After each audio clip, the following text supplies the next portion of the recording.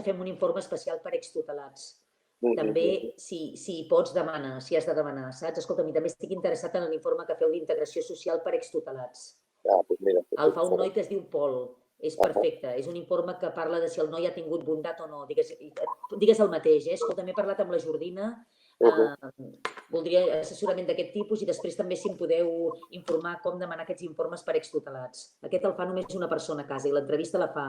Ojo, amb aquests nois els tractem com un 0-3, no n'hi ha prou. Aquí ja demanem alguna subordinada. Els teniu ben preparats de català? Sí, bueno, ho anem fent, sí, jo crec que, bueno, són brillants. Aquí demanem una miqueta més de llengua i diem que s'han portat molt bé en els centres tutelats i amb aquest informe, i com tu dius, si poden justificar amb feina el temps que els hi falti i així es pot fer alguna cosa. Aquest passa'm, i digues, i si tens alguna referència, digues això, si alguna cosa comenteu amb la Jordina.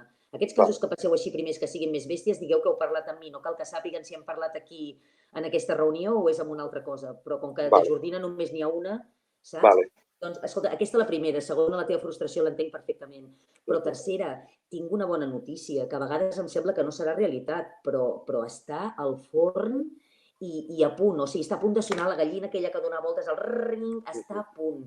Han de presentar una modificació del RELOEX, de l'article 196, 197 i 198 del RELOEX, pel qual, primera, s'autoritzarà automàticament per treballar a tots els nois que surtin amb 18 anys, primera, i segona, diuen, nosaltres ho vam demanar, el que passa que això és una cosa que es va fer secreta i va haver una audiència pública i de més, però la Generalitat vam apretar moltíssim perquè facin un dret transitori i les persones que almenys faci 2 o 3 anys que van ser tutelades i que ja han perdut aquesta situació d'exmena puguin enganxar-se.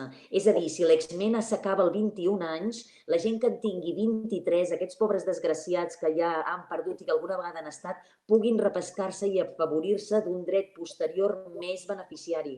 El dels MENA té els dies comptats. És una salvatjada el que fan.